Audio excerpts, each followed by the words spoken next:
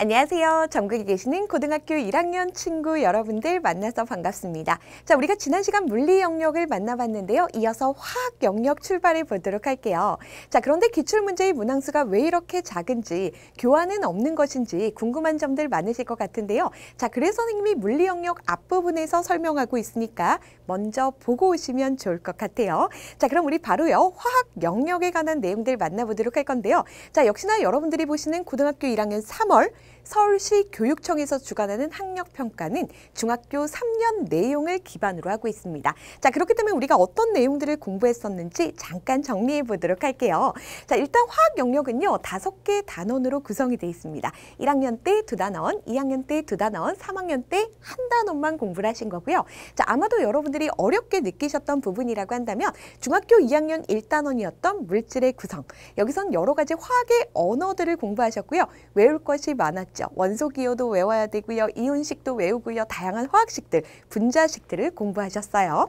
자, 그리고 중학교 3학년 1단원도 어렵게 느끼셨을 건데 우리가 화학 반응의 규칙이라는 단원을 통해서 3가지 법칙을 공부하셨고요. 그리고 발열 반응, 흡열 반응이라고 해서 에너지 변화도 만나보셨는데 사실 이거는 여러분들 교육과정부터 다룬 내용이기 때문에 기출문제에는 포함이 안 되어 있습니다.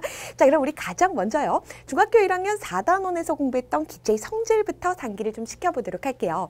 자, 먼저 기체들은요. 기체를 이루는 입자가 있을 것이고 이러한 입자들은 스스로 끊임없이 모든 방향으로 운동을 하고 있더라. 자, 그런데 이러한 기체의 운동이요. 우리 눈에 보이지 않기 때문에 기체가 운동하는 증거 2가지를 만나봤어요. 그 증거가 바로 증발과 확산이라는 거였고요. 자, 우리는 또 한 가지 기체의 부피 변화에 관해서 만나보았는데요. 먼저 온도가 일정하다라고 가정을 한다면 압력이 커지면 커질수록 기체의 부피는 줄어들게 됐죠. 그래서 보일 법칙이라고 공부를 하셨고요. 자, 반대로 압력이 일정할 때는 온도가 높아지면 높아질수록 기체의 부피가 같이 커졌었죠. 이것을 샤를 법칙이라고 공부를 하신 거예요. 그래서 보통요. 난로나 전열기 옆에 풍선 같은 거 있으면 기체의 부피가 점점 커지게 되면서 뻥 터지는 현상들 많이 경험하셨을 거예요.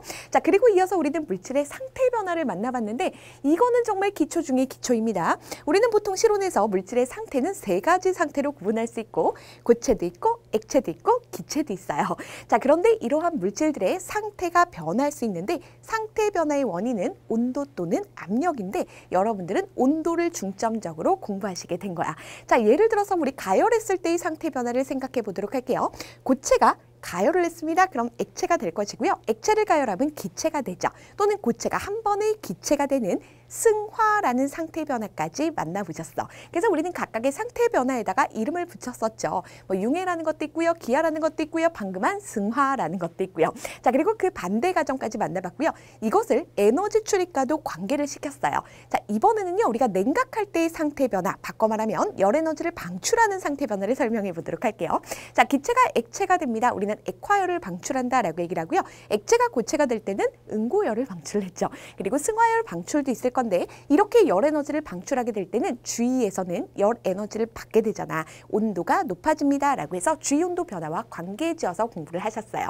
자, 그리고 이제 2학년 1단원에서 물질의 구성을 공부하셨는데요. 우리는 물질을 이루는 기본 성분을 원소라고 불렀고 다양한 종류의 원소들을 만나보셨어. 그런데 이들 원소들은 구체적인 형태를 가지고 있는데 이 형태가 알갱이, 입자의 형태더라라고 했어요. 자, 근데 이 알갱이가요. 중성 상태일 때도 있고요. 전하를 띨 때도 있었죠.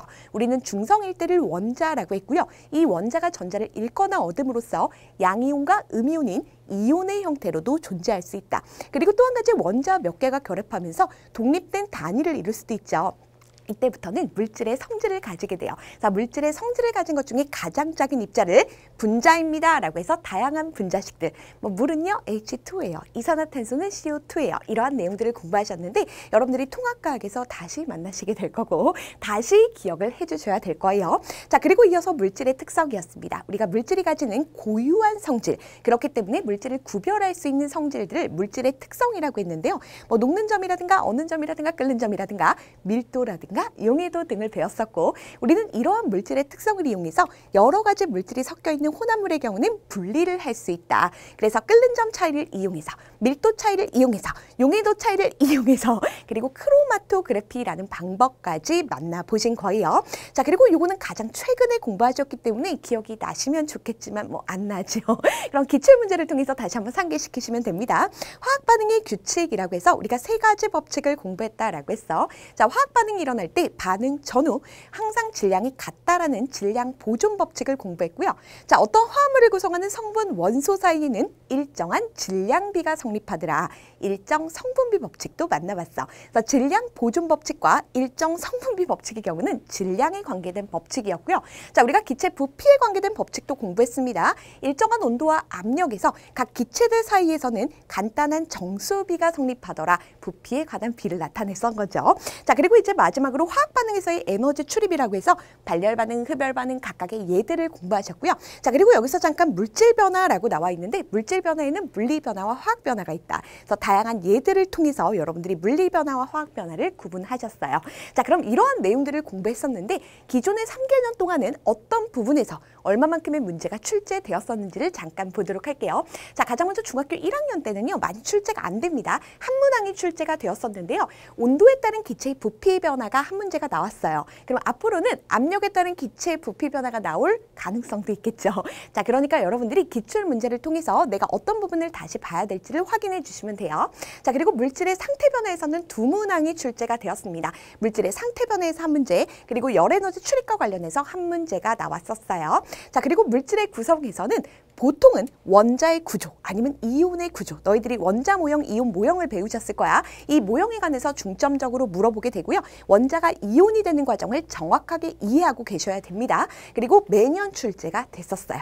자, 그리고 이어서 물질의 특성에서는요. 세 문항이 출제가 됐습니다. 혼합물의 분리에 관해서도 나오고 물질의 특성에 관해서도 나왔거든요. 골고루 출제가 되고 있고 특히나 용해도 같은 경우는 중점적으로 받으셔야 돼요. 자, 그리고 마지막으로 중3 1단원에서 총 3문항이 출제가 됐어요. 얘는 보통 같은 경우는 중학교 2, 3학년에서 많은 문제들을 출제하게 되는데 한 단원밖에 없었으니까 2학년에 집중돼 있다라고 보시면 돼요. 자, 특히나 여러분들이 화학 반응식 쓸 줄 아는 거는 통합각에서 또 필요합니다. 자, 복습 차원에서 봐두셔도 되고요. 만약 선생님 수업을 듣는다라고 한다면 복습 안 하고 오셔도 다시 기초부터 다 알려드리도록 할 거예요. 자, 그리고 화학 반응의 규칙과 관련해서도 여러 가지 문제들이 출제될 수 있으니까 잘 봐두셔야 될 것 같아요. 자, 그리고 얘는 아직까지는 기출문제 없다라고 얘기를 했습니다. 자, 그럼 우리가 이렇게 화학 영역을 한눈에 만나보았는데요. 자, 실제로 문제가 어떻게 출제가 되었었는지 같이 한번 살펴보도록 할게요. 네, 선생님 개인적인 생각으로 3월 학평 대비는 이 강의 하나로 충분하지 않을까라고 생각이 듭니다. 왜냐면 여러분들이 이 정도로 그냥 문제에 익숙해만 져도 시험 보는 데는 큰 무리가 없을 거고요. 내가 꼭 100점 맞아야지 그러실 필요 없다라고 했습니다. 여러분들은 중간고사, 기말고사 잘 보시는 게 훨씬 더 중요해요. 자, 그럼 1번 보도록 할게요. 1번 문제는요. 2020년 3월 학평에 나왔던 문제입니다. 7번 문제였고요. 선생님은 1번으로 가져온 겁니다. 그림은 찌그러진 탁구공을 뜨거운 물에 넣기 전과 후의 모습을 나타낸 것이다. 항상 문제를 보실 때 문제에서 어떤 변화를 줬는지를 잘 봐주셔야 되고요. 탁구공 속 기체에 대한 설명으로 옳은 거 고르라고 했습니다. 자, 기체죠. 그럼 여러분들이 기체에 관해서 공부하셨던 게 바로 1학년 때입니다. 1학년 때 공부했던 기체의 성질과 관련된 문제예요. 자, 어떤 문제를 받았을 때 내가 어디서 공부했지 단원명을 상기시키는 것만으로 하더라도 문제에 많은 도움이 되실 거예요. 자, 그럼 볼게요. 자, 이때 찌그러진 탁구공이 있습니다. 그런데 뜨거운 물에 넣어줬다라는 건 온도가 높아진 거죠. 자, 우리 압력이 일정할 때 온도가 높아지면요. 기체의 부피가 커집니다. 자, 그래서 여기서 딱 보니까 탁구공이 찌그러졌다가 펴졌어요. 펴진 부분만큼 부피가 커지게 된 거야. 자, 그래서 우리가 이것을 자를 법칙이라고 공부를 했었는데요. 자, 온도가 높아지게 되면 기체의 부피는 왜 커지게 되는 거야? 항상 기체 입자의 운동 속도를 결정하는 건 온도, 열입니다 라고 얘기를 했죠. 자, 온도가 높아지게 되면 기체를 이루는 입자의 운동 속도가 빨라지게 됩니다. 자, 이렇게 운동 속도가 빨라지게 되면 그만큼 이 탁구공 안쪽 벽면에 많이 충돌을 하게 되겠지. 그러면서 결국은 탁구공의 부피가 커지면서 뻥 하고 커지게 되는 거예요. 자, 그래서 요거는요, 부피가 결국은 커지게 된 겁니다. 라는 거예요. 자, 이를 바탕으로 문제 보도록 할게요. 자, 여러분들이요, 모의고사 형식에 익숙해지셔야 된다라고 해서 기억, 니은, 디귿인데요. 뭐 여러분들이 푸는 방법이 있겠지만 보통은 이제 위에서부터 소거를 해 나가시면 돼요. 기억 볼게요. 분자수는 나에서가 가에서보다 크다라고 했습니다. 자, 항상 여러분들이 기억하셔야 되는 게 우리 뒤에서는 상태 변화를 공부를 했었어. 물질의 상태가 변하거나 아니면 기체의 운동이 온도나 압력에 의해서 변하게 될 때 절대 변하지 않는 것들이 있어요. 요거 항상 똑같이 적용이 될 거예요. 자, 이것이 바로 무엇이냐면 기체가 되었건 아니면 물질이 되었건 입자로 이루어져 있지. 그런데 입자의 종류가 바뀌지 않습니다. 입자의 종류 항상 그대로이고요. 입자의 종류뿐만 아니라 종류가 그대로라면 당연히 입자 자체의 질량도 그대로겠지. 수도 그대로겠지. 또 한 가지 온도가 높아지면 입자 자체가 막 커진다고 생각하는 친구들이 있어. 이 크기도 변함이 없어요. 자, 여러분들은 그냥 앞자를 따서 좀 기억을 할게요. 종질수 크는 변하지 않아요. 입자의 종질수 크는 변하지 않는다. 온도가 되었건 압력이 되었건 상태 변화가 일어난다라고 하더라도 입자 자체의 종질수 크는 안 바뀌어. 기억되시겠죠? 자, 그렇기 때문에 입자수, 예전에는 분자수라고 얘기를 했거든요. 자, 이러한 분자수는 가나 나나 어때야 돼? 입자수가 똑같다라고 했죠. 그러니까 이들은 같습니다라고 하셔야 돼요. 앞에는 안 고칠게요. 자, 이어서 니은 볼게요. 분자의 운동은 가에서가 나보다 활발하다라고 했어. 자, 입자의 운동, 분자의 운동이라는 건 온도가 높으면 높을수록 활발하다. 운동 속도 빨라진다라고 얘기를 했죠. 그러니까 나에서가 더 활발한 거죠. 지금 가와 나 설명이 바뀌었습니다. 그래서 기억, 니은 지우도록 할게요. 디귿 볼게요. 분자 사이의 평균거리라는 표현 계속 나오게 될 거야. 입자와 입자 사이의 평균거리입니다. 분자 사이 평균거리입니다. 이게 결정하는 것이 무엇일까? 선생님이 입자를요, 한 3개만 그려보도록 할게요. 자, 얘는 분자와 분자 사이 거리가 가까운 편이고요. 얘는 분자 사이 거리가 먼 편이에요. 자, 평균거리가 가까울 때, 평균거리가 멀 때 어때요? 부피가 커졌죠. 항상 분자가 되었건 입자가 되었건 평균거리가 나올 때는 이거 바로 부피로 해석하시면 돼요. 자, 결국 부피는요, 나에서가 가보다 큽니다. 온도 높아지면서 운동 속도 빨라지면서 부피 커진 거잖아요. 그러니까 디귿이 맞아요. 그래서 디귿만 체크하시면 됩니다. 정답은 2번에 나와 있어요. 자, 이어서 보도록 할게요. 2번입니다. 그린 가와 같이 비닐봉지에 소량의 아세톤을 넣고 밀봉하였더니 아세톤이 모두 증발하였습니다. 자, 아세톤은 뭐예요? 액체 상태의 물질이죠. 자, 그리고 얘가 증발했다는 것은 모든 온도에서 일어날 수 있는 게 증발이라고 했습니다. 기체가 되는 거죠. 그래서 액체 표면에서 저절로 기체가 된 현상을 나타낸 건데 사실 얘 같은 경우는 기체의 성질에서도 나왔다라고도 할 수 있고요. 또 한 가지 물질의 상태 변화에서 출제되었다. 실제로 이런 모의고사 형태의 문제들은요, 단원 통합적인 경우가 많습니다. 근데 이거 상태 변화에서도 배우셨던 내용이에요. 자, 이렇게 해서 나와 같이 되었고 전체 질량은 변하지 않았다. 자, 선생님이 얘기했죠. 상태 변화가 일어날 때 입자 자체의 종류, 질량, 수, 크기 안 바뀐다고. 입자 자체의 질량도 그대로고 개수도 그대로면 물질 전체의 질량도 어떻겠어? 그대로겠죠. 그래서 전체 질량 변하지 않았어요. 그대로예요 라는 걸 알려주고 있는 겁니다. 자, 비닐봉지 속 아세톤에 대한 설명으로 옳은 거 고르라고 했습니다. 선생님 문제를 막 바꿔 읽고 있어. 자, 아세톤 액체일 땐요, 요만큼의 부피를 차지하게 되죠.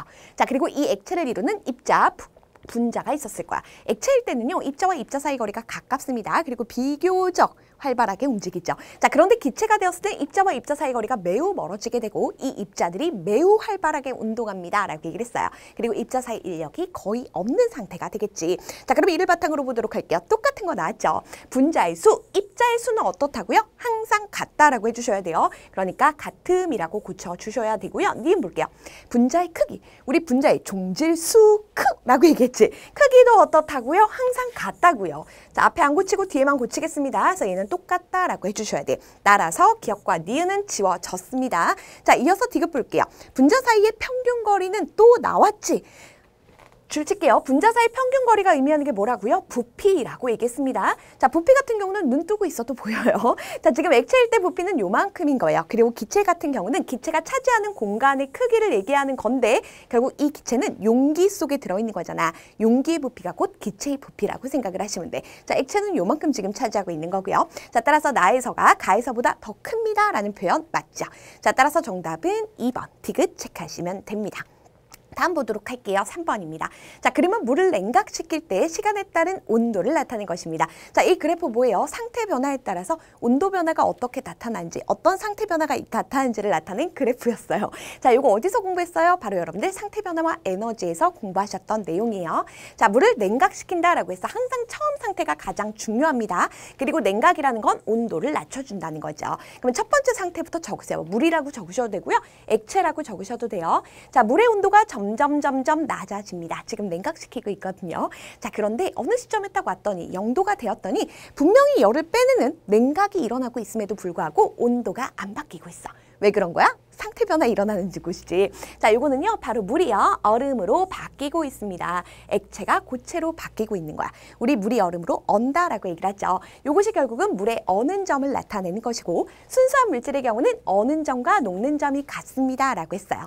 자, 우리 액체에서 이제 고체로 이렇게 온도가 일정하게 유지가 되다가 다시 온도가 낮아지고 있죠. 이것이 바로 고체 상태로 완전히 꽝꽝 얼고 나서 온도가 낮아지는 구간이에요. 자, 그럼 여기서 궁금하다. 이 구간 같은 경우는 왜 온도가 낮아지지 않았던 걸까? 냉각을 시킴에도 불구하고 온도가 일정했던 이유가 무엇일까?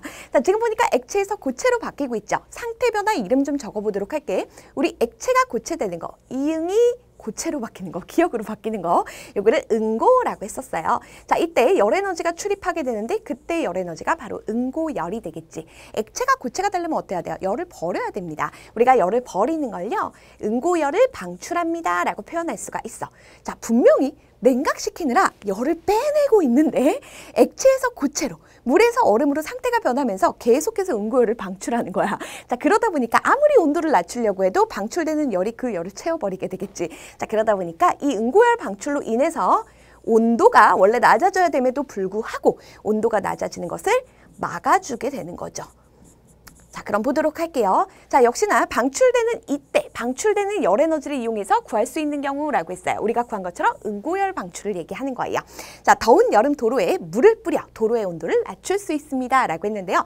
자, 지금 보니까 더운 여름이라는 거, 여기 온도, 주변 상황 좀 체크해 주시고요. 자, 그 다음 물을 뿌렸다라고 했어. 물은 어떤 상태예요? 액체예요. 근데 이 액체가 얘들아 얼어서 고체가 되겠니? 아니면 기체가 되겠니? 더운 여름이잖아. 그러니까 당연히 이 물은요 수증기, 기체로 바뀌게 될 거예요. 자, 이것도 좀 상기시켜 보도록 할게요. 액체가 기체가 되는 상태 변화, 기화라고 얘기를 했었고요. 자, 이때 출입하는 열 에너지는 기화열이에요. 근데 액체가 기체가 되려면 열 버려야 돼, 열 먹어야 돼. 열 먹어야 되지, 그치? 너네들 물한테 열 줘야지만 물 끓잖아. 이런 것처럼 기화열 흡수입니다. 물 입장에서는 열 에너지를 흡수를 해야 돼요. 자, 그럼 물이 열 에너지를 쭉 흡수를 했어. 그럼 주변 같은 경우는 열 에너지를 빼앗겼잖아. 온도 낮아지게 되겠죠. 그래서 주위 온도 낮아졌습니다 라는 거예요. 그런데 우리는 응고열 방출을 찾아야 되기 때문에 띵! 님 보도록 할게요. 겨울철 영하의 날씨에 오렌지에 물을 뿌려 오렌지가 얼지 않도록 할 수 있습니다. 겨울철 줄쳐 춥죠. 추워요. 뭐 영하의 날씨에 줄 추셔도 돼요. 자, 물을 뿌렸습니다. 물 같은 경우는 액체예요. 자, 아까처럼요 이 물이 증발을 하게 될까요? 아니면 고체로 얼어버리게 될까요? 겨울이죠. 그럼 물은 당연히 고체로 바뀌게 될 거야. 자, 액체가 고체되는 거 뭐라고요? 응고라고 했습니다. 이응 기억 응고. 이때 방출하는 게 응고열. 액체가 고체가 되려면요 열 버려야 됩니다. 그러면 주변으로 열을 방출했어요. 그럼 주위 온도 어떻게 돼? 높아지게 되지. 그러다 보니까 이 오렌지가 얼지 않았다. 주변 쪽으로, 오렌지 쪽으로 열이 방출되어서 나타난 현상이다 라는 거예요. 우리가 찾는 건 응고열 방출이잖아요. 정답입니다. 자, 이어서 볼게요. 음식이 담긴 아이스박스에 얼음을 넣으면 이라고 했습니다. 얼음 동그라미 칠게요. 자, 아이스박스에 넣었습니다. 이 얼음 고체가 갈 수 있는 상태는 뭐야? 고체에서 액체로 가는 거지. 이 얼음 넣어놓으면요 시간이 지나면 녹을 수밖에 없어요. 고체가 액체가 되는 거야. 우리가 요거 응고의 반대입니다. 고체가 액체. 딱딱한 고체가 액체로 녹는 거 융해라고 선생님 수업 들었던 친구들은 알 거예요. 그래서 요거를 우리가 융해열 방출입니다. 융해열 미안합니다. 고체가 액체 되려면 열을 먹어야죠. 그래서 융해열 흡수가 일어나게 돼. 자, 융해열을 주변으로부터 흡수했습니다. 주변 어떻게 돼요? 열을 빼앗겼으니까 온도 낮아지게 되겠죠. 따라서 차가운 상태를 유지할 수가 있었던 거다. 자, 이게 중요한 게 아니죠. 우리가 찾는 것은 응고열 방출이기 때문에 정답은 니은 하나밖에 없는 거예요. 자, 이어서 보도록 할게요. 4번입니다. 자, 그림은 원자 A가 이온이 되는 과정을 모형으로 나타낸 것이다. 이 문제들이요, 계속해서 똑같이 반복이 될 거니까 여러분들이 한 번만 제대로 해놓으시면 돼요. 자, 원자라는 것은 뭐예요? 얘는 먼저 중성입니다. 중성이기 때문에 원자 중심에는 원자 핵이 있어요. 원자 중심에는 플러스 전하를 띠는 원자 핵이 있고요. 자, 그리고 그 주변에는 전자가 있어요. 그런데 이 전자는 마이너스 전하를 띱니다. 그렇기 때문에 원자에게 플러스 전하량과 전자의 총 마이너스 전하량이 같기 때문에 중성입니다. 라고 얘기를 했어요. 자, 그런데 원자 핵의 플러스 전하량은 절대 변하지 않아요. 항상 전자만 들어왔다 나갔다 하는 거거든. 그러면 마이너스 전하량의 크기가 달라지게 되면서 어떨 때는 플러스 전하량이 더 커지겠지. 그럼 양이온 되는 거야. 어떨 때는 전자를 얻어서 마이너스 의 양이 더 많아졌겠지. 그럼 음이온 되는 거거든. 자, 이때 과정을 모형으로 나타낸 것입니다. 그런데 너무도 친절하게 지금 전자 두 개를 빌려왔습니다. 얻었습니다. 라는 거 보이실 거예요. 마이너스 두 개를 얻었으니까 당연히 마이너스 두 개만큼 많아졌겠죠. 음이온이 되는 과정을 나타낸 거예요. 자, 그런데 우리 잠깐 적어 가보도록 할게요. 자, 여기 보니까 가운데 있는 것이 있죠. 원자 핵이고요. 이 주변에 있는 것이 전자예요. 아, 선생님이 요거를 설명 안 했구나. 요거 물질의 구성에서 공부했던 거죠. 그래서 얘는 지금 전자, 얘는 원자 핵을 나타낸 겁니다. 자, 그런데 지금 전자를 잠깐 세볼게요. 하나, 둘, 셋, 넷, 다섯, 여섯, 일곱, 여덟 개요. 그치? 전자가 8개니까 마이너스 총 전하량 마이너스 8이라고 적을게요. 근데 원자는 중성이기 때문에 당연히 플러스도 몇 개 있어야 돼. 8이 있어야 돼. 그래서 얘는 플러스 8 이렇게 적으시면 되겠죠. 그래서 원자 핵 전하량 플러스 8 그리고 전자의 총 마이너스 전하량도 마이너스 8로 중성이었던 거예요. 자, 그런데 이 상태에서 전자 두 개만 얻은 거야. 원자 핵의 전하량은 절대 안 바뀝니다. 안 바뀌는데 전자 두 개를 얻었으니까 전자가 총 10개가 되었겠죠. 그래서 마이너스의 총 전하량도 마이너스 10이 된 거야. 자, 그리고 나니까 계산해 보니까 마이너스가 두 개 많은 상태네. 그래서 굳이 적자면 요 A 이온이라는 거는 마이너스 전하가 이만큼 더 커요. 이렇게 적으시면 돼요. 그래서 우리가 이걸 마이너스 2가 음이온입니다. 라고 해서 지금 요거 나타낸 게 산화이온 나타낸 거예요. 산소고 산화이온. 근데 그건 묻지 않아요. 자, 이에 대한 설명으로 옳은 것만을 고르세요. 항상 옳은 거 고르는 겁니다. 그리고 A는 임의의 원소기호입니다. 자, 기억은 뭐예요? 전자입니다. 너무 기본적인 거 묻고 있죠. 그래서 얘는 맞아요. 니은의 전하는 플러스 8입니다. 얘도 맞죠. 둘 다 똑같아요. 자, 그 다음 이어서 볼게요.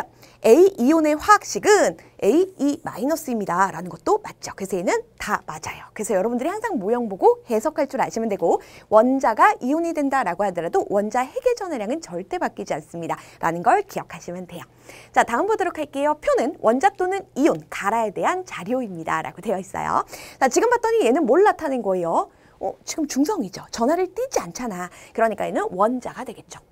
그리고 지금 원자를 나타낸 거야.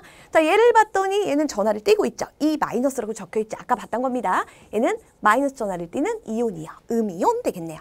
자, 얘도 마찬가지예요. 원자입니다. 다른 건 몰라도 중성이겠구나라는 거 알 수 있을 거고요. 자, 얘 같은 경우는 플러스 1가 양이온이죠. 그래서 양이온입니다. 라는 거. 그럼 너희들이 그냥 딱 봐도 알 거야. 얘는 원자 핵 전하량이 크겠어? 전자의 총 마이너스 전하량이 크겠어? 마이너스 전하량이 큰 거야. 얘는 원자핵의 플러스 전하량이 큰 거야. 라는 거 알 수 있겠죠. 자, 원자핵의 전하가 플러스 8이라고 했고 전자는 따로따로 떨어져 있으니까 개수를 물어보게 될 거고 얘네를 다 합쳐서 마이너스 붙이게 되면 전자의 총 마이너스 전하량이 나오게 되겠지. 그래서 얘는 마이너스 띈다는 거 좀 기억하시면서 자, 얘 원자핵의 전하량이 플러스 8이니까 전자도 총 마이너스 8이 나오기 위해선 전자 8개 필요하겠죠. 그래서 여기다가 8개 할 건데 이것도 역시나 똑같이 물질의 구성이죠. 자, 그 다음에 여기 보도록 할게요. 얘 똑같은 지금 원소 기호를 가지고 있지. 얘가 산소라고 하는 원자라면 얘는 산화 이온을 나타낸 거야. 원자가 이온이 된다라고 하더라도 우리는 같은 종류의 원소, 산소라는 거잖아. 이럴 때 원자핵의 전하량은 변하지 않는다. 그렇기 때문에 똑같이 플러스 8이야. 근데 지금 봤더니 얘가 나타내고 있죠. 나 전자 2개 얻었어. 나 마이너스가 2개 더 많아. 이런 뜻이란 말이야. 마이너스가 원자일 때보다 2개가 더 많은 거니까 전자의 개수 10개가 돼야 되겠죠. 자, 그 다음 볼게요. 나트륨입니다. 선생님 같은 경우는 원자 번호를 외우라고 여러분들에게 강조를 했었는데 이거 보고 하시면 되죠. 얘는 총 마이너스 전하량이 마이너스 11이야. 그럼 원자 핵 전하량은 플러스 11이 돼야 되겠지. 그래서 플러스 11이라고 하시면 돼요. 그래서 전자가 11개여야 결국은 중성이 되는 거지. 자, 그 다음에 항상 원자 핵의 전하량 바뀌지 않는다라고 했어. 둘 다 나트륨이라는 원소로 이루어진 원자와 이온이란 말이야. 그럼 얘도 플러스 11이죠. 그런데 도대체 전자는 몇 개일까? 자, 얘는 무슨 뜻이에요? 양이온을 띈다는 것은 전자를 잃어버렸다는 거지. 전자 한 개 잃어버렸어요. 그래서 오히려 플러스가 한 개가 더 많은 상태예요 라는 거예요. 플러스가 한 개가 더 많으려면 얘는 10개라고 하시면 되는 거죠. 자, 이렇게 채워놓고 보도록 할게요. 자, 먼저 기억입니다. X는 플러스 8입니다. 라는 거 맞고요. B와 A를 비교했어요. 자, 지금 보니까 A도 10, B도 10이죠. 나중엔 이걸 뭐라고 할 거냐면 둘 다 서로 다른 종류의 이온인데 전자 개수만 같죠. 그래서 등전자 이온이라고 할 거야. 근데 얘네들은 같습니다. 라고 고치셔야죠. 그래서 띵. 자, 다음 볼게요. 나와 라로 이루어진 화합물이라고 했습니다. 나와 라로 이루어진 화합물이에요. 얘를 한번 나타내 보도록 할 건데요. 항상 여러분들이 화합물 적을 때는 양이온부터 적는 겁니다. 자, 우리 먼저 라를 먼저 적어요. 자, 그 다음에 얘 같은 경우는 O2-죠. 됐죠? 요 나트륨 이온과 산화 이온이 만나서 산화 나트륨이라는 게 될 건데 뭐 여러 가지 방법이 있어요. 어떻게 하냐면 자, 양이온과 음이온을 순서대로 적고 나서 여기 지금 1이 생략된 거지. 얘는 2가 있지. 엇갈려 적는 거야. 엇갈려 적는 거야. 그럼 여기 2고요. 여기 1은 생략하시면 돼요. 그래서 Na2O라고 하시면 돼요. 그래서 뒤에서부터 읽을 때 산화 이온, 나트륨 이온이니까 이온만 떼고 산화 나트륨이라고 얘기를 했던 거죠. 뭐 이렇게 적으셔도 되고요. 아니면 좀 더 이쁘게 한번 적어볼게. 자, 나트륨 이온이에요. 그리고 산화 이온이에요. 자, 그리고 얘가 반응을 할 겁니다. 자, 지금 봤더니 얘는 나트륨 이온은 지금 Na 플러스 하나야. 얘는 O2 마이너스. 항상 화합물은요. 전체적으로 전하의 총합이 0이 돼야 돼요. 중성이 돼야 된다고요. 자, 그럼 만약에 얘가 2 마이너스니까 중성이 되려면 Na2 플러스가 돼야 되지. 근데 이런 물질이 없잖아. 나트륨 이온은 항상 Na 플러스란 말이야. 그러니까 좋은 방법은 내가 친구를 하나 더 데리고 올게. 그럼 어때? 나트륨 이온이 2개가 되니까 2배로 늘어나고 나니까 2 플러스, 2 마이너스 중성이 되는 거죠. 그래서 우리가 나타낼 때는 이렇게 적어요. 나트륨 이온이요. 얘를 지우는 게 빨랐겠구나.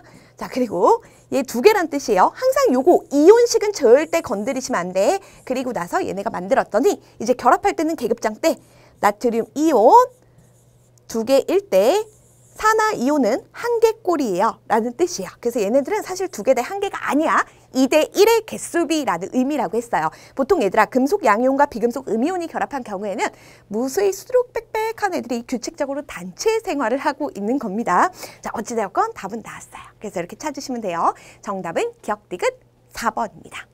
뭐 기억이 안 나서 못 알아들으셔도 뭐 크게 상관은 없습니다. 알겠지? 걱정하실 필요는 없어요. 물론 선생님이랑 계속해서 3개년 수업해온 친구들은 알아듣기가 아주 쉬울 수도 있습니다. 자, 얘도 마찬가지야. 어때요? 단원 구성 똑같을 것 같죠? 물질의 구성 단원에서 나온 겁니다.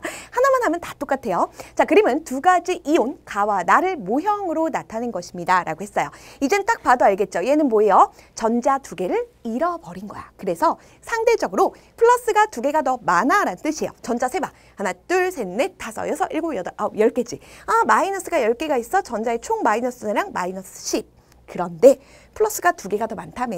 플러스가 2개가 더 많으려면 플러스 10이라고 하면 되겠네. 자, 그래서 얘는요. 원자핵 전하량이 플러스 12가 되는 거예요. 한번 더 해볼까요? 자, 여기 보니까 이 마이너스라고 돼 있지. 전자 2개를 얻어서 마이너스가 2개만큼 많아졌어 라는 뜻이야. 얘도 세보니까 전자 몇 개요? 10개란 말이야. 전자가 10개인데 전자가 2개가 더 많은 상태라고? 그럼 플러스는 몇 개가 돼야 돼? 8개가 돼야 얘가 2개가 더 많은 거지, 그치? 자, 그래서 이렇게 나타낸 겁니다. 그래서 얘는 원자핵 전하량이 플러스 8이에요. 그리고 이거 뭘 나타낸 거냐면 산화 이온, 마그네슘 이온 밑에 적혀 있죠.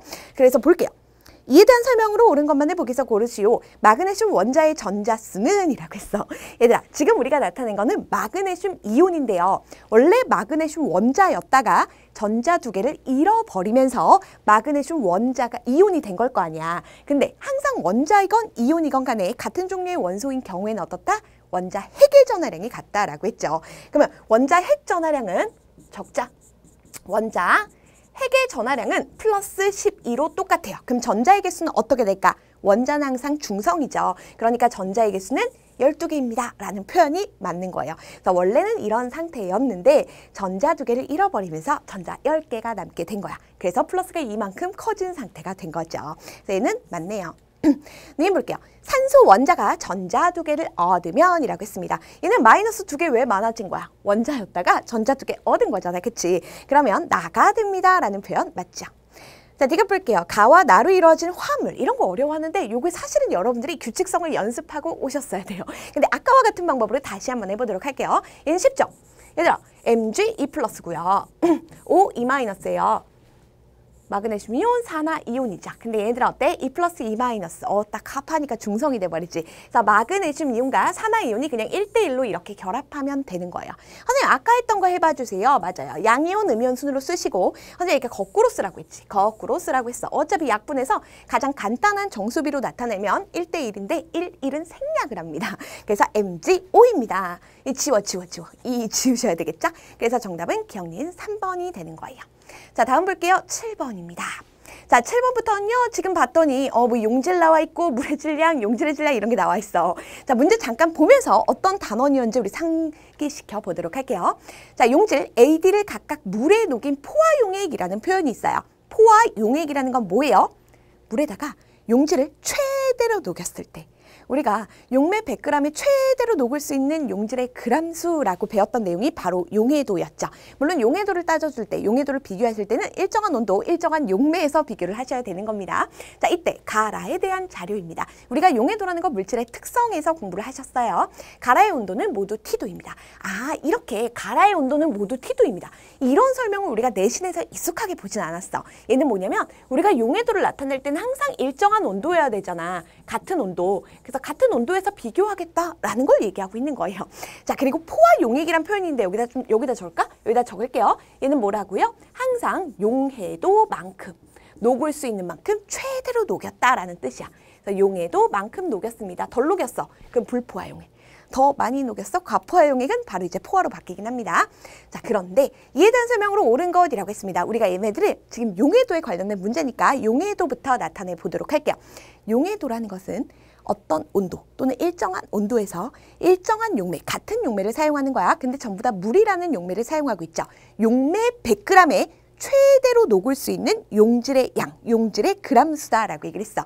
근데 얘네들은 지금 물 100g 기준으로 나왔지. 땡큐야. 그런데 얘는 지금 물이 50g 기준이잖아. 항상 물이 얼마 기준이어야 된다고요? 100g 기준이요. 50g에 18g까지 녹았으면 물의 양이 2배가 됐어. 그럼 녹을 수 있는 용질. 이 용질은 소금이나 설탕 같은 거 얘기하는 거지. 2배가 될 수 있을 거야. 그럼 얼마야? 18의 2배는 36이 되겠죠. 자, 그래서 36이라고 적도록 할게요. 만약에 이렇다면 물이 2배니까 36까지 녹을 수 있을 거야. 얘도 마찬가지야. 물이 50일 때 20g까지 최대로 녹였어. 근데 물이 2배가 된 거야. 그럼 당연히 녹을 수 있는 용질, 녹을 수 있는 소금의 양도 당연히 2배가 되겠죠. 자, 그래서 여기서는 항상 물 100g 기준으로 나타내는 게 용해도였기 때문에 용해도는 40입니다. 라고 하시면 돼요. 얘는 물 100에 최대로 5g까지 녹을 수 있어. 얘는 물 100에 최대로 20g까지 녹을 수 있어. 그래서 용해도는 20, 단위는 없다라고 얘기를 했어요. 자, 이에 대한 설명으로 옳은 거 고르라고 했습니다. 1번 보도록 할게요. 자, T도에서 지금 다 똑같은 온도니까 이거 문제에서 주어진 거니까 신경 안 쓰셔도 돼요. A의 용해도는 18입니다. A의 용해도는 뭐야? 36이라고 구했지. 자, 그러니까 얘는 36입니다. 라고 하셔야 돼요. 2번 볼게요. 용해도는 B가 C의 4배입니다. 라고 했어요. 자, B가 C의 몇 배요? 8배죠. 그래서 8배입니다. 라고 고치시고요. B와 D는 같은 물질입니다. 우리 용해도라는 것은 물질의 특성이었어요. 물질의 특성이라는 건 그 물질만 가지는 고유한 성질이란 말이야. 끓는 점, 녹는 점, 어느 점, 용해도 밀도 다 똑같아요. 자, 그렇기 때문에 항상 같은 물질이라면 그 값이 똑같아요. 지금 온도 다 똑같단 말이야. 같은 용매란 말이야. 그렇기 때문에 용해도가 같을 수밖에 없다. 그럼 B와 D의 용해도가 같은지를 비교해보면 되겠지. 자, B와 D는 용해도가 달라요. 이런 걸로 실수하는 친구들이 있단 말이야. 용해도가 다릅니다. 그렇기 때문에 확실히 다른 물질인 것을 알 수가 있다. 자, 여러분들이 좀 적어 놓으세요. 같은 물질입니다. 만약 같은 물질이라면 같은 조건에서 물질의 특성이 똑같이 나타나야 돼요. 용해도뿐만 아니라 녹는 점, 끓는 점, 밀도 다 마찬가지라고 얘기했어요. 자, 그래서 여기선 지금 답이 없네요. 다음 볼게요. 역시 옳은 거 고를 거고요. 퍼센트 농도는 라가 다의 4배이다. 이 귀찮잖아. 그치? 일단 패스. 5번 먼저 볼게요. 라에서 T도에 물 50g을 더 넣으면 이라고 했습니다. 자, 지금 얘를 나타내고 있는 거고요. 물을 50g 더 넣을 거예요. 자, 우리가 추가하는 물의 양 50g이라고 했어요. 100g에 20까지 녹을 수 있다라고 한다면 추가한 물 50g에 몇 g이 더 녹을 수가 있겠어? 당연히 똑같은 비율로 녹을 수가 있겠죠. 물이 절반이니까 녹을 수 있는 양도 절반 더 녹을 수 있을 것이야. 자, 따라서 10g이 더 녹을 수 있을 것입니다. 라는 표현 맞지요? 그래서 답은 5번 나왔어요. 그럼 4번이 아니라는 거네. 4번 왜 아닌지 보도록 할게요. 지금 보니까 라가 얘입니다. 다가 얘입니다. 4배입니다. 라고 했어요. 라가 다의 지금 4배가 되는 건 뭐가 4배예요? 용해도가 4배지. 용해도가 4배니까 퍼센트 농도라는 거는 4배가 아니겠구나라는 걸 바로 찾으셔도 되는데 얘들아 퍼센트 농도 잠깐만 설명하도록 할게요. 이거 너희들 산수 시간에도 배우고 수학 시간에도 배웠을 것 같아. 초등학교 때부터 배우지 않았어? 항상 퍼센트 농도라는 건 뭐예요? 소금 물분해. 우리가 소금물을 뭐라고 하냐면 용배, 물에다가 소금, 용질을 섞어준 거를 소금물이라고 해요. 그래서 이걸 합쳐서 이제 앞으로는 용액이라고 불러줄 겁니다. 그리고 분해, 소금의 양이었지. 소금물 분의 소금의 양이었단 말이야. 우리가 소금을 용질이라고 했지. 결국은 용액분의 용질 질량이요. 곱하기 100을 하시면 퍼센트 농도가 나오는 거야. 근데 이거 딱 비교해봐도 돼. 일단 우리가 먼저 다를 보도록 할까? 다 같은 경우는 퍼센트 농도 어떻게 구할까? 나 좀 예쁘게 쓰고 싶었는데 글씨 왜 이러니? 다의 경우는 자 물이 있어요. 그리고 용질이 있어요. 이거 2개 더해야 되겠지. 용액의 질량은 105g이에요. 자 그리고 용질의 질량은 5g이에요.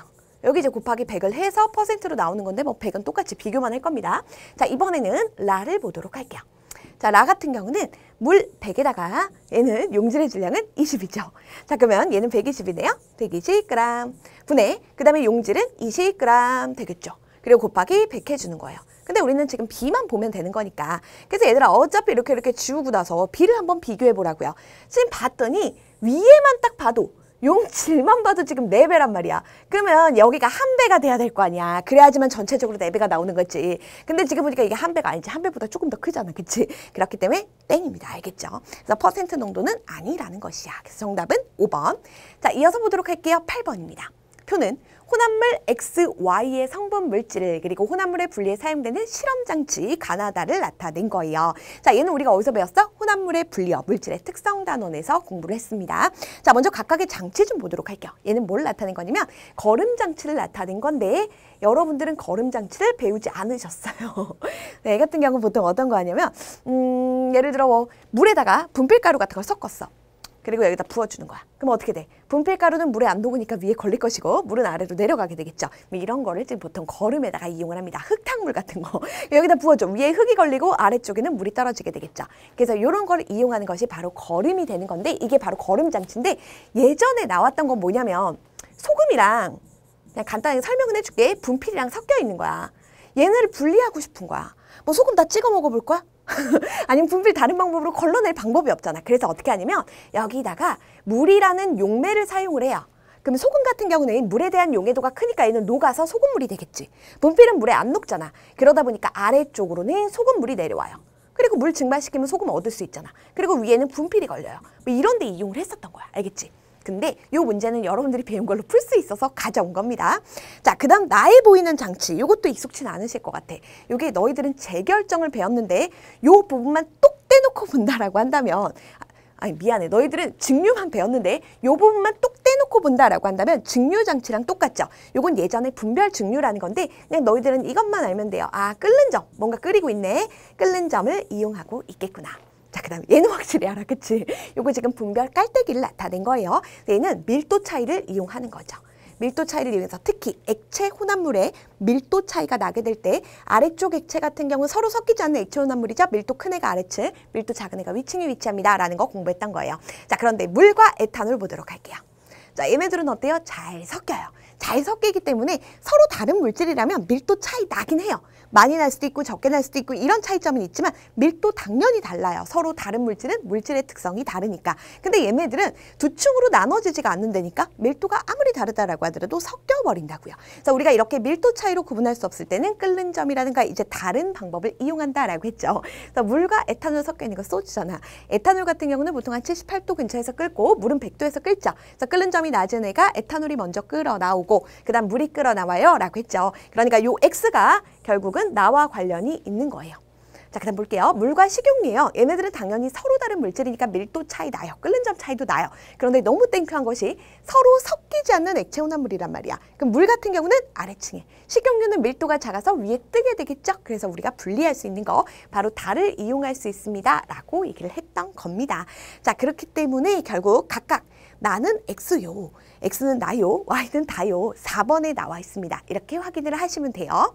자, 요거는 몰라도 돼요. 몰라도 돼요. 그리고 요 장치도 몰라도 돼요. 여기 빼고 너희들은 앞뒤만 배웠어요. 자, 다음 볼게요. 9번입니다. 그림은 순물질 가와 나의 온도에 따른 용해도를 나타낸 것입니다. 자, 지금 여기 용해도라고 나와 있죠. 그리고 여러분들은 용해도 차이를 이용해서 분리하는 방법으로 재결정이라는 걸 배웠어요. 선배들은 분별결정이라는 것도 배웠어요. 볼게요. 자, 지금 봤더니 온도가 높아지면 높아질수록 가를 볼게. 용해도가요. 점점 확 커지는 거 보이시죠? 20도에서 60도만 보더라도 온도에 따른 용해도의 이 차이가 엄청 크지. 이만큼이나 차이가 나네. 그 다음 나를 한번 보도록 할게요. 요 나 같은 경우는 온도가 높아지니까 물에 최대로 녹을 수 있는 양이 증가하긴 증가하는데 조금 증가해. 그래서 온도에 따른 용해도가 차이가 별로 안 납니다. 한 요만큼밖에 안 나요. 이렇게 온도에 따른 용해도 차이가 큰 물질과 작은 물질이 섞여 있을 때 우리는 용해도 차이를 이용해서 재결정이란 방법을 이용해서 혼합물을 분리할 수 있습니다. 라고 해서 너네 붕산과 염화나트륨의 분리 뭐 이런 것들을 공부했었어. 자, 그런데 이에 대한 설명으로 옳은 것만 고른 것이라고 했습니다. 볼게요. 그래프 보면서 갈게요. 얘는 10도씨에서 용해도는 이라고 했어. 이거 눈 뜨고 있으면 보이는 거야. 자, 10도씨라고 했습니다. 10도씨면 이 정도 되겠네요. 땅땅땅땅땅. 지금 봤더니 파란 그래프, 빨간 그래프 어떤 게 더 위에 있어요? 당연히 파란 그래프가 위에 있죠. 용해도 크다는 거야. 이 온도에서 파란 그래프는 용해도가 이만큼인 거고 빨간 그래프는 지금 용해도가 숫자 안 나와 있지만 이만큼이라는 거죠. 자, 그렇기 때문에 나의 용해도가 더 큽니다. 따라서 나가 가보다 커 라고 고쳐주셔야 돼요. 자, 그 다음에 60도씨 물 50g에 최대로 녹을 수 있는 이라고 했어. 항상 용해도는요, 물 100g 기준으로 나와 있는 거다라고 했어. 그럼 문제에서 물어본 50g에 맞추시면 되죠. 자, 먼저 60도씨라고 했고요. 이때 가에 관해서 묻고 있죠. 60도씨에서 가의 용해도는 얼마라 써있어? 110이라 써있어. 이게 어떤 말이야? 110이라는 건요, 물 100g에 가가 최대로 110g까지 녹을 수 있어. 그래서 용해도가 110이야 라고 얘기를 한 거야. 근데 문제에서 지금 뭐래? 물 50g에는 가가 얼마까지 녹을 수 있을까를 물어본 거잖아. 물의 양이 절반이지. 그럼 녹을 수 있는 양도 당연히 절반. 물의 양이 2배면 녹을 수 있는 양도 2배가 되는 거야. 하지만 용해도는 항상 물 100g 기준이기 때문에 110이라고 하셔야 돼요. 그러면 딱 절반이면 얼마야? 55g이 되겠죠. 비례식 세우셔도 됩니다. 자, 그렇기 때문에 얘는 눈에 보인 대로 하시면 안 돼. 물 50g이잖아. 그러니까 55g입니다. 라고 해주셔야 돼요. 둘 다 땡이요. 그래서 얘도 물질의 특성 알고 계시죠? 자, 다음 볼게요. 온도에 따른 용해도 차이를 이용해서 지금 그래프만 딱 봐도 온도에 따른 용해도 차이가 다르잖아. 가가 훨씬 크잖아. 그렇기 때문에 가와 나의 혼합물을 분리할 수 있습니다. 라는 거예요. 그래서 기억, 니은 지어줬으면 디귿이 답이죠. 그래서 정답은 2번에 나와 있어요. 자, 끝을 향해 가고 있습니다. 이제 10번 보도록 할게요. 이제 3학년 때 공부했던 내용이야. 다음은 화학 변화에 관한 3가지 학생의 대화입니다. 세 학생의 대화입니다. 자, 우리가 물질 변화라고 공부를 했었어요. 물질 변화에는 물리 변화라는 것이 있고 확 바뀌어요. 성질이 확 바뀌는 화학 변화라는 것이 있어 라고 얘기를 했었어. 자, 근데 이들을 구분하는 가장 큰 특징이 뭐냐면 어떠한 변화가 일어났을 때 성질의 변화가 있는지 없는지를 보는 거예요. 이 성질 변화는 왜 나타나는 거야? 분자의 종류인데 생기는 분자라고 할게. 분자의 변화에 의해 결정이 되는 거지. 물리 변화 같은 경우는요, 성질이 안 바뀌어요. 한마디로 예를 들어서 뭐 설탕이 있을 때 고체 설탕을 가열하면 액체 설탕이 되지. 둘 다 단맛이 있다고요. 근데 계속 가열해갖고 태워버렸어. 그럼 쓴맛이 나지. 이때는 성질이 변한 거야. 그래서 성질 변화가 있으면 확 바뀌었네? 화학 변화. 성질 변화가 없으면 물리 변화라고 우리가 공부를 했던 거고, 이렇게 성질의 변화가 나타났다는 것은 분자의 종류가 달라졌다는 거야. 우리가 2학년 때 공부했던 분자라는 건 물질의 성질을 가진 것 중에서 가장 작은 입자였는데 성질이 변했다는 건 분자가 달라졌다는 거지. 그래서 분자의 변화가 있으면 화학 변화고요. 물리 변화는 분자 변화가 없다. 그럼 물리 변화라는 건 뭐야? 분자 자체는 그대로인데 그냥 분자들의 위치만 바뀌는 거예요. 우리가 이것을 분자의 배열이 변합니다 라고 표현을 했었고요. 선생님 원래 칠판에 글씨 엄청 잘 써요. 전칠이라서 이래요. 자, 그 다음에 반대로 화학 변화 같은 경우는 새로운 분자로 바뀌는 거지. 새로운 분자가 되려면 어떻게? 항상 모든 변화가 일어날 때 원자의 종류나 개수는 안 바뀐단 말이야. 그러니까 원자들이 그냥 재배치를 하면서 새로운 물질들을 만들어내는 거거든요. 그래서 우리는 원자들이 재배치를 하는 거니까, 그래서 새로운 분자를 탄생시키는 거니까 원자 배열이 바뀝니다 라고 표현을 했었던 거죠. 그래서 선생님은 물, 분, 배열로 많이 물어보니까 화원, 물분, 화원 기억하자 라고 했었어. 볼게요. 화학 변화가 일어나면 성질이 확 바뀌어. 완전 새로운 물질이 된다는 자체가 결국은 새로운 분자를 만들었어 라는 거죠. 원자가 새롭게 재배치하면서.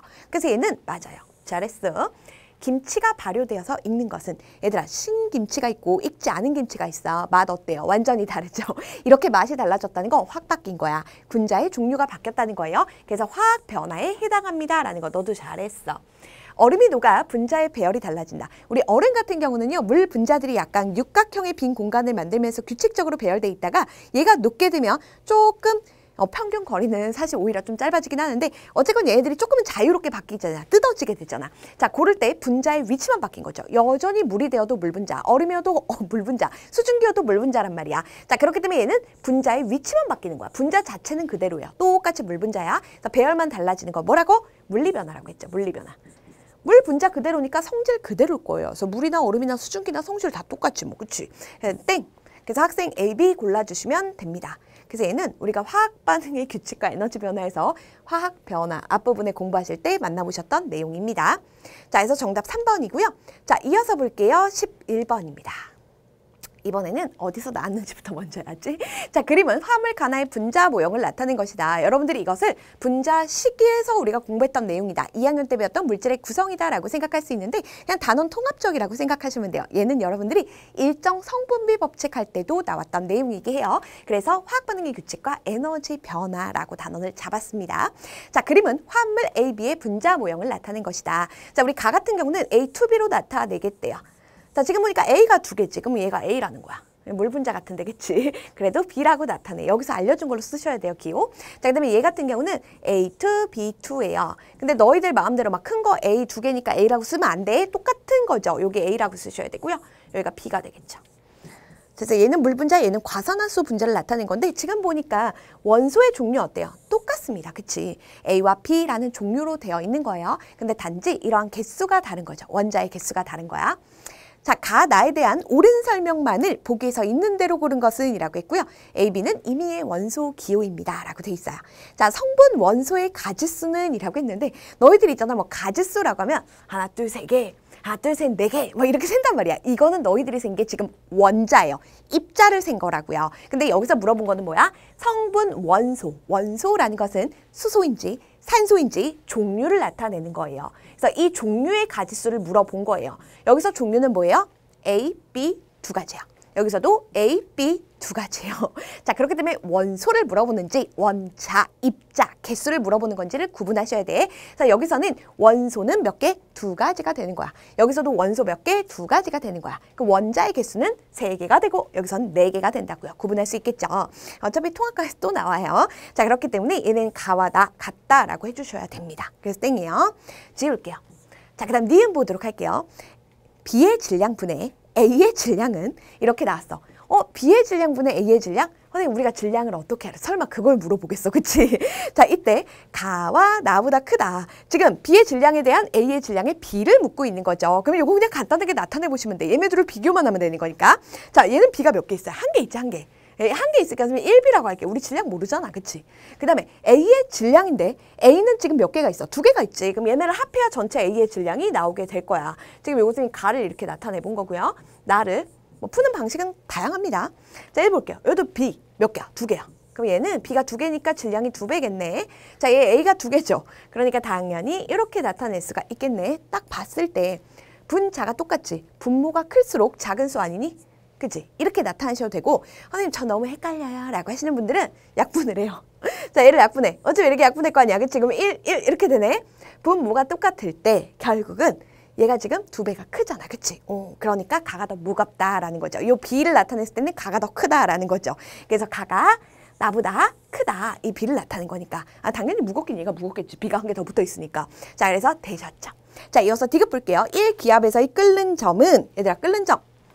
우리가 보통 1기압에서 비교를 하게 되죠. 끓는 점은 압력의 영향을 받기 때문에 같은 압력에서 비교를 해줘야 돼. 얘는 물질의 특성이라고 했어요. 물질의 특성이라는 건 그 물질만 가지는 고유한 성질이기 때문에 물질을 구별할 때 이용이 되고 같은 물질이라면 같은 특성을 가져요. 그럼 1기압에서 얘네 둘은 다른 물질이잖아. 그럼 당연히 끓는 점 얼마인지 몰라도 같지는 않겠지. 그래서 아닙니다 라고 하셔야 되는 거예요. X. 그래서 정답은요. 니은 하나예요. 1번입니다.